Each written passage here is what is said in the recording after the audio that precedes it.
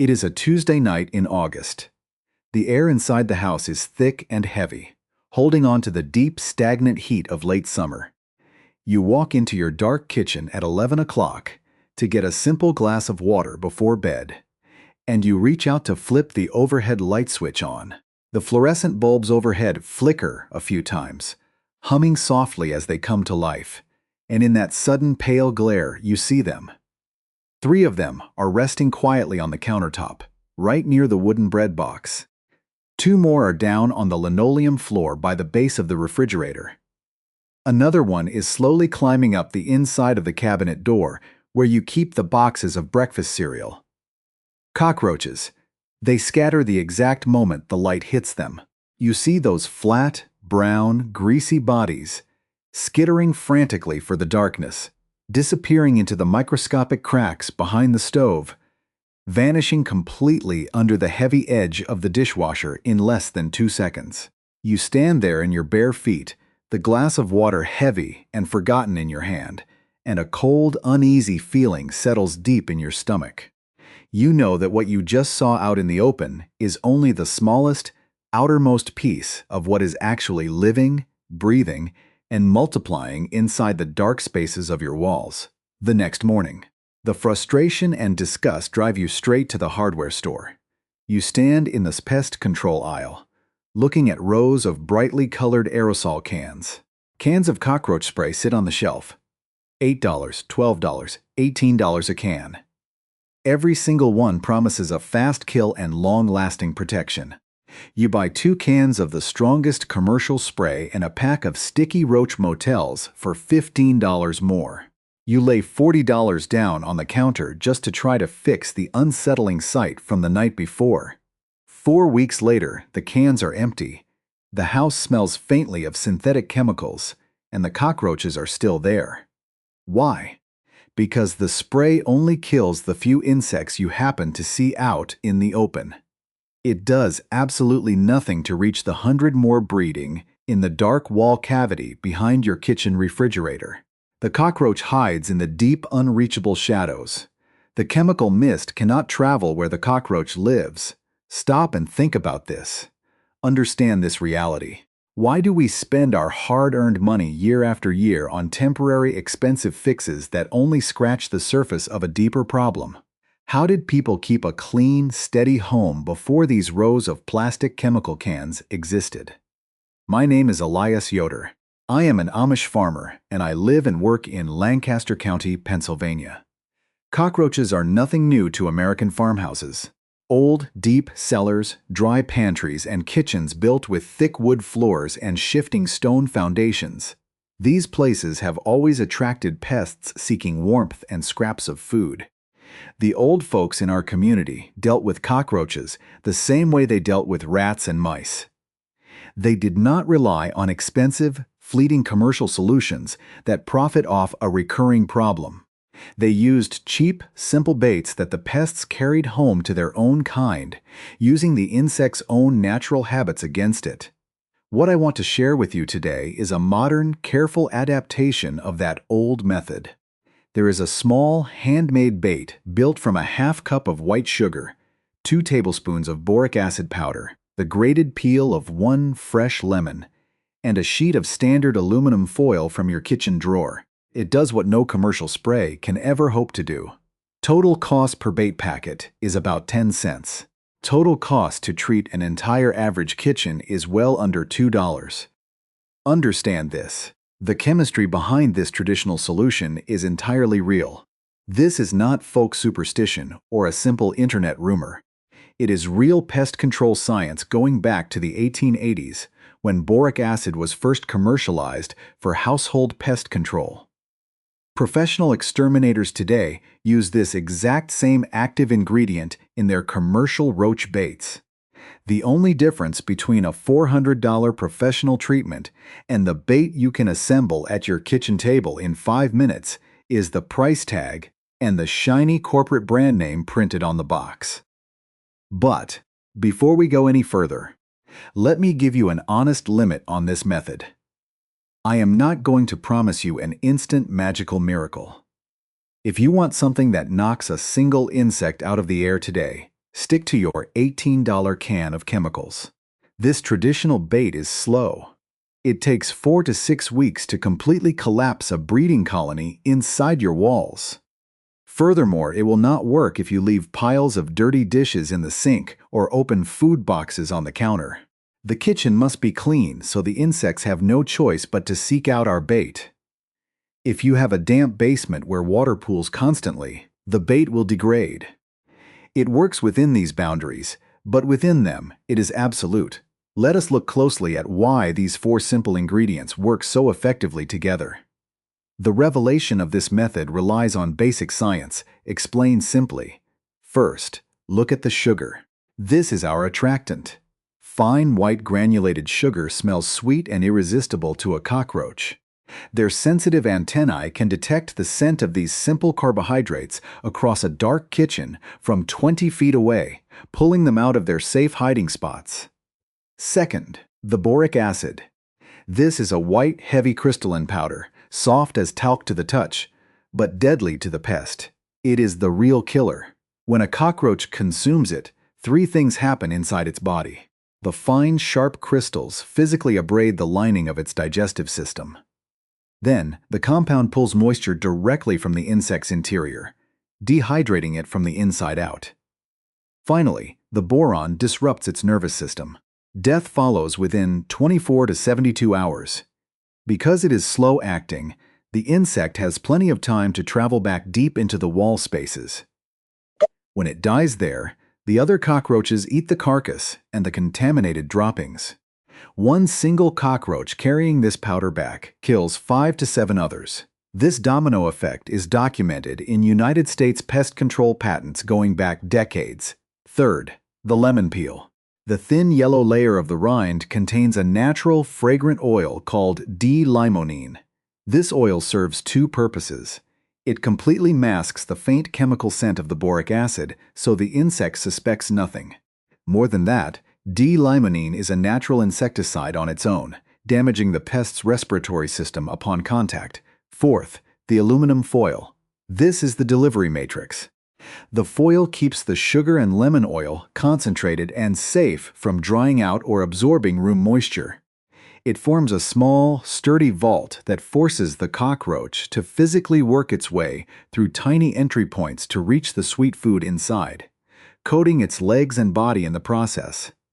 When you combine these 4 elements correctly, you create a silent, self-replicating elimination system that runs completely on its own while you sleep.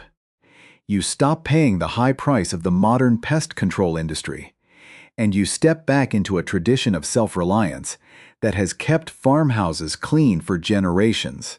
Everything comes down to how you prepare the mixture, the exact proportions of the powder, and how you shape the foil to ensure the insects carry the dust on their bodies back to the nest. I have the ingredients sitting right here on my wooden workspace. Stop and think about the $40 you might spend tomorrow on sprays that fail. Now look at these simple household items.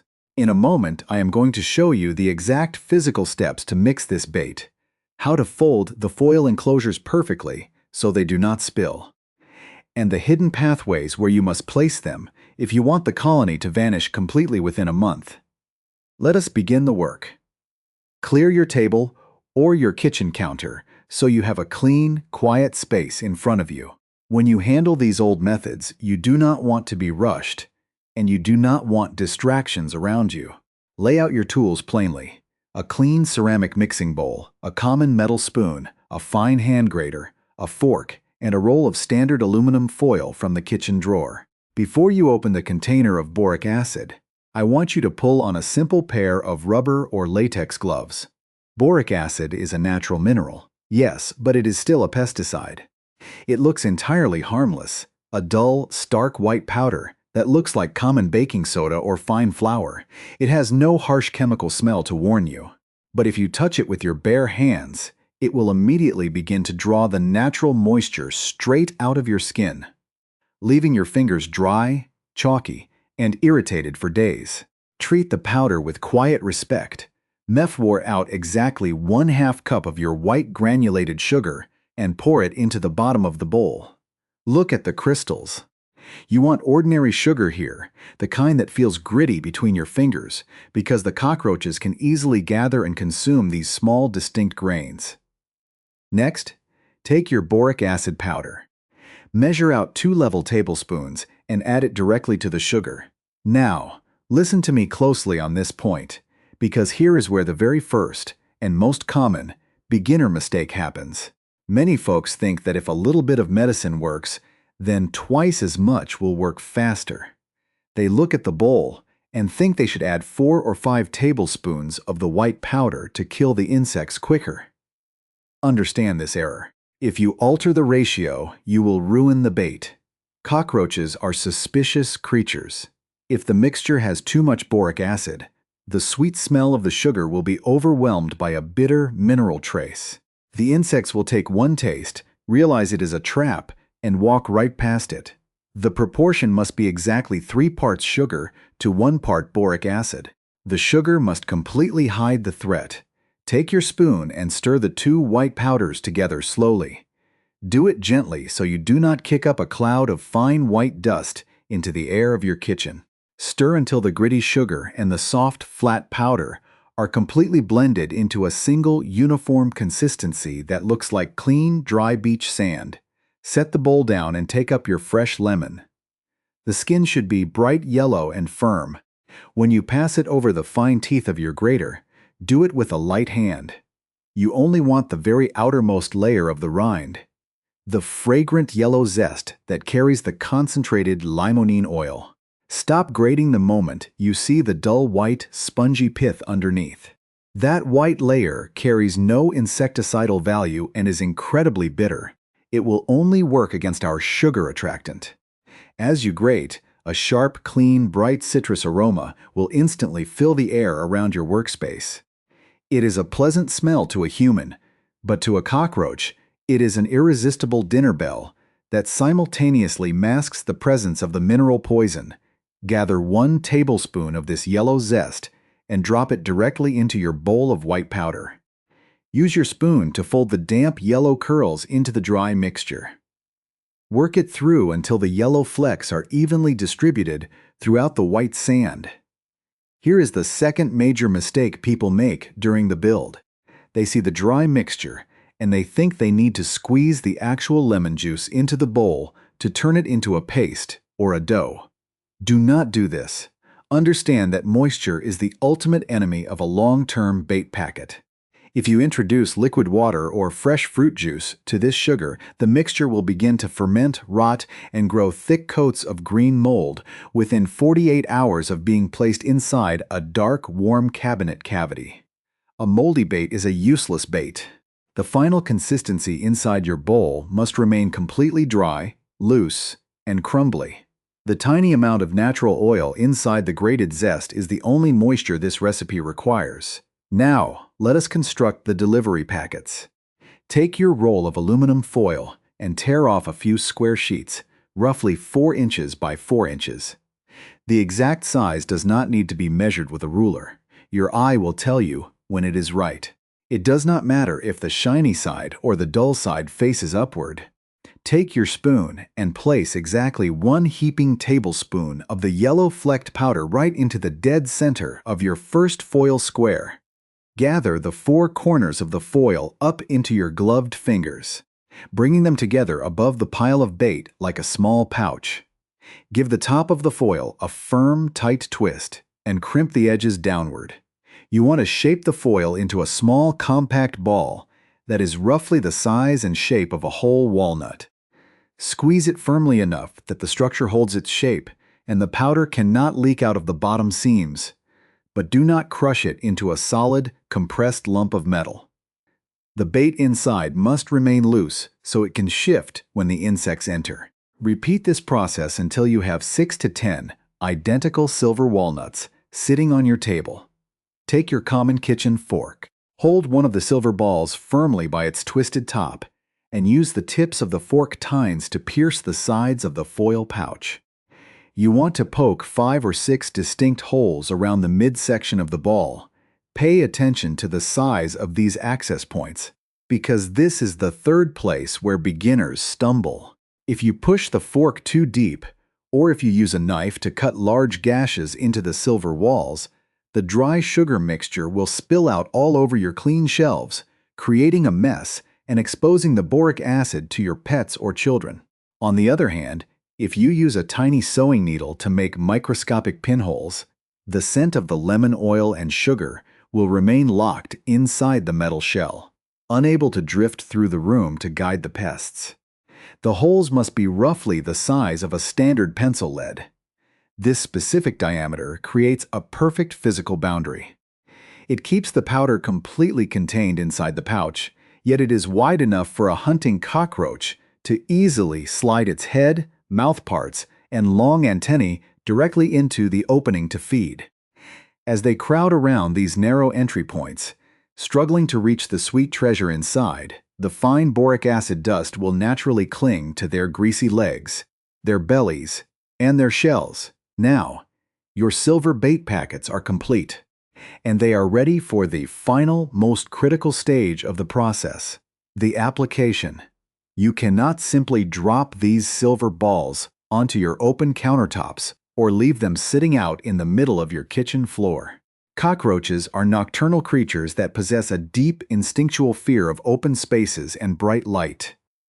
They do not travel across the center of a room. They navigate the home along hidden, dark, structural highways.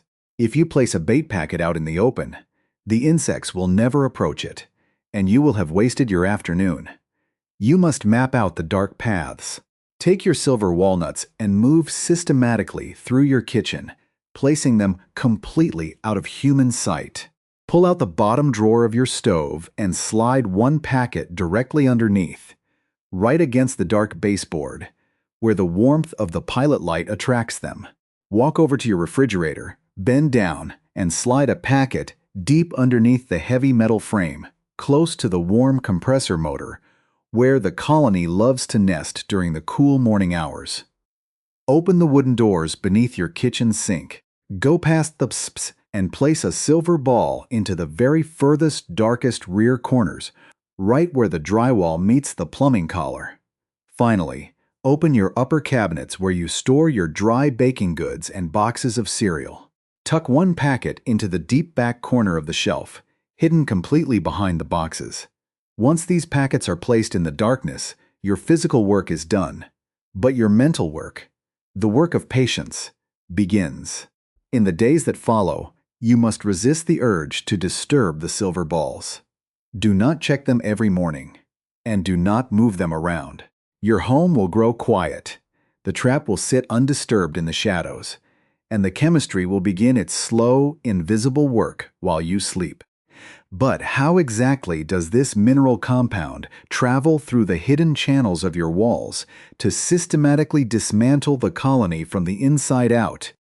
And what will you see in your kitchen when the first week draws to a close?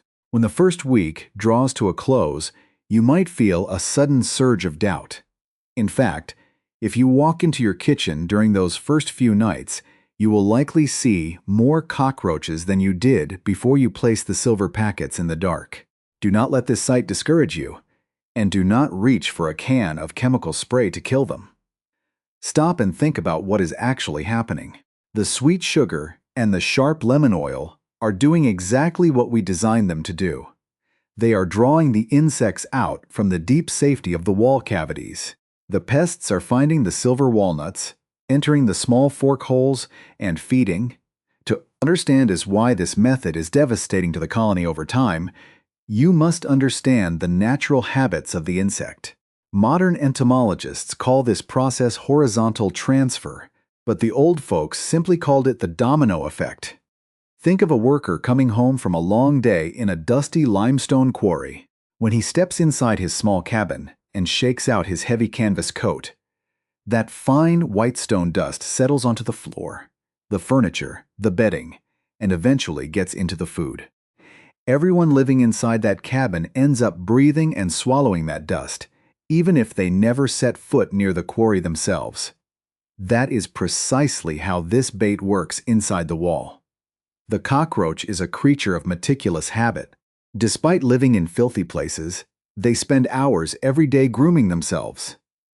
They use their mouths to clean their long antennae, their bellies, and their legs, scraping off any debris they collect during their nightly travels. When a cockroach crowds into our foil packet, its body rubs against the loose white powder inside. It eats the sugar, but it also walks away with thousands of microscopic crystals of boric acid clinging to the greasy wax layer of its outer shell. When that insect returns to the deep darkness behind your refrigerator, it immediately begins to groom itself to get rid of the dust. As it licks its legs and antennae clean, it swallows the boric acid. But the chain reaction does not stop there. Cockroaches are social creatures that live crowded tightly together in narrow crevices. In those dark nests, they constantly groom each other. Furthermore, younger cockroach nymphs do not leave the nest to forage. They feed entirely on the droppings of the adult insects. Because boric acid passes completely through the digestive tract of the adult roach, the droppings remain highly toxic. When the adult finally dies from dehydration after 2 or 3 days, the other cockroaches in the nest will consume the carcass. Through this natural cycle of grooming, shared droppings, and scavenging the dead, a single insect that visits our foil packet can easily destroy 5 to 7 other members of the colony who never left the safety of the wall. Understand the physical mechanism of the kill itself. Boric acid does not rely on synthetic nerve toxins like commercial aerosols do. It is a physical mineral destroyer. Imagine swallowing a handful of microscopic glass shards mixed with dry, thirsty clay. Inside the insect's digestive tract, the sharp mineral crystals physically tear and abrade the delicate stomach lining. At the same time, the boron compound acts as a powerful desiccant, a substance that aggressively absorbs moisture. It pulls every drop of life-giving water directly out of the insect's internal tissues. The cockroach does not die from a chemical poisoning of the bloodstream. It literally dries up from the inside out until its body is nothing but a brittle, hollow shell. Because this process is entirely mechanical, the cockroach can never develop a biological resistance to it. A bug can adapt to a synthetic chemical over generations, but it can no more adapt to boric acid than a human can adapt to swallowing razor blades. Now, let us speak with absolute honesty about the boundaries and limitations of this traditional craft. I will never tell you that this method works everywhere, under every condition, without effort. A source that promises a total cure without conditions is a source you should not trust. First, understand that this bait will fail completely if your kitchen is not kept strictly clean during the treatment period. This is a matter of simple competition. If you leave a frying pan slick with bacon grease on the stove, or if there are stale breadcrumbs scattered beneath your toaster, the cockroaches will choose those rich, fatty foods over our sugar bait every single time. The bait must be the only meal available in the darkness. You must starve them out of their regular habits so that hunger drives them through the small holes of our silver packets. Second, look at the moisture in your home. Boric acid is highly soluble in water. If you place these foil packets in a damp, sweating cellar where water pools on the floor, or directly under a leaking pipe that drips constantly, the moisture will seep through the fork holes. The water will dissolve the sugar, wash away the acid, and turn the dry, crumbly powder into a hard, solid, dark crust resembling old cement. Once the mixture hardens into a glaze, the insects cannot eat it. The dust cannot stick to their shells, and the method is completely broken. It requires dry, dark environments to remain active. Third, we must look at the structure of your dwelling. If you live in an old, isolated farmhouse like mine, surrounded by open fields, this bait will completely clear your walls because you are dealing with a single, contained population. But if you live in a modern city apartment building, or a crowded double house with shared brick walls, the boundary changes. You can use these silver walnuts to completely eliminate every cockroach inside your own kitchen. But if the neighbor on the other side of your drywall has a severe, untreated infestation, New scouts will simply crawl through the electrical outlets and pipe gaps into your home a few weeks later. In a shared building, this method acts as a protective shield that keeps your personal space clean. But it cannot cure the broader structural problem unless your neighbors use the exact same traditional method at the same time. This is the plain truth of the matter. No magic, no hidden secrets. Just the steady, predictable intersection of insect biology and basic mineral chemistry. When you respect these boundaries, the results are permanent and certain.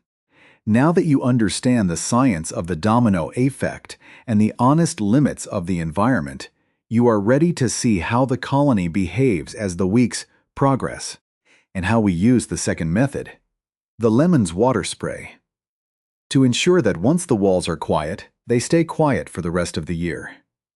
To truly understand the weight of this simple silver packet, we must look backward. This knowledge did not begin with me, nor did it begin with my grandfather when he first broke the soil here in Lancaster County. It belongs to a much longer line of human experience. Before the advent of modern chemical corporations, families had to be sharp observers of the natural world.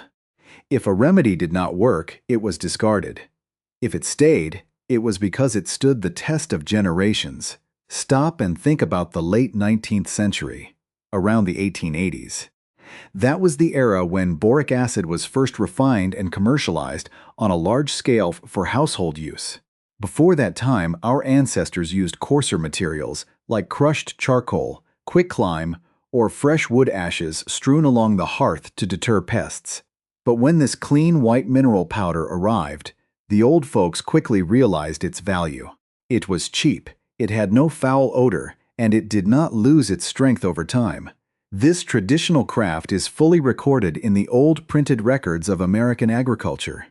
If you look back at the early household guides and government papers, you will find this exact science laid out plainly. In the year 1915, the United States Department of Agriculture published a document known as Farmer's Bulletin No. 658, written by an entomologist named C.L. Marlott.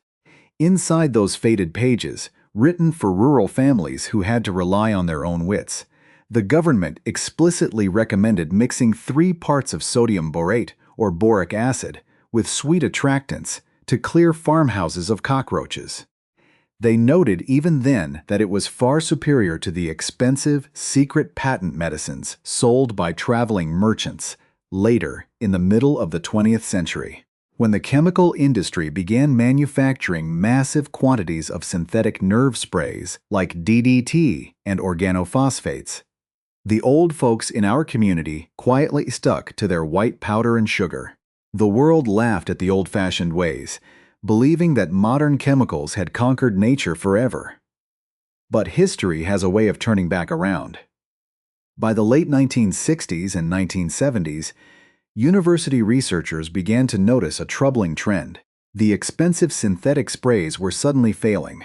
The cockroaches were changing their biology, developing a thick resistance to the chemicals, and passing that immunity down to their young. A renowned urban entomologist named Dr. Walter Ebeling at the University of California conducted exhaustive landmark studies on pest behavior during this time. He placed different remedies inside infested buildings to see which ones survived the test of time.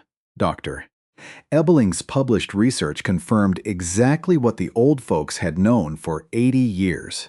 He discovered that while cockroaches actively avoided areas sprayed with harsh synthetic chemicals, they walked right into the gentle, odorless borate powders.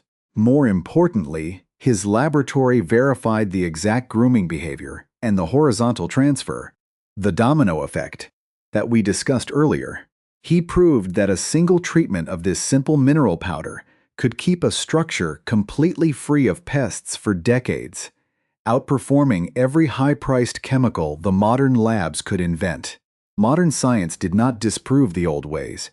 It merely caught up to them. Now let us return to your kitchen as the 4th and 6th weeks arrive. If you have kept your counters dry, if you have wiped away the grease, and if you have left those silver walnuts undisturbed in the dark, A quiet change will settle over your home. When you walk into the kitchen at midnight to get that glass of water and flip the overhead light switch, the pale light will hit empty countertops. There will be no skittering bodies, no brown shapes vanishing into the cracks, no uneasy feeling in your stomach. One morning, you will pull out the drawer beneath your stove or look behind the refrigerator to sweep.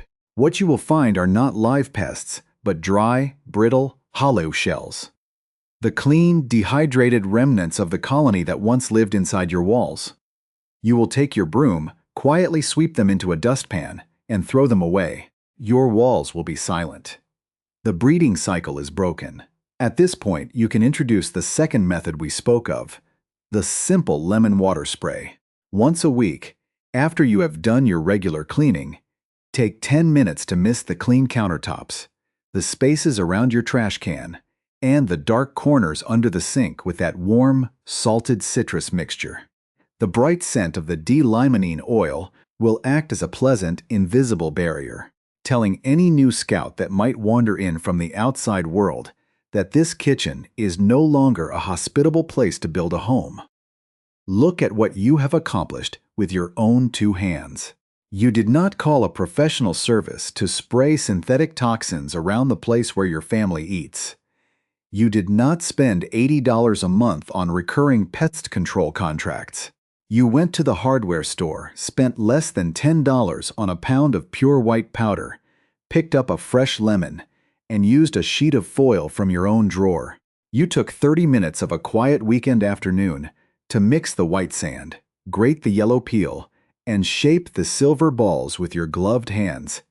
Understand the true meaning of this lesson.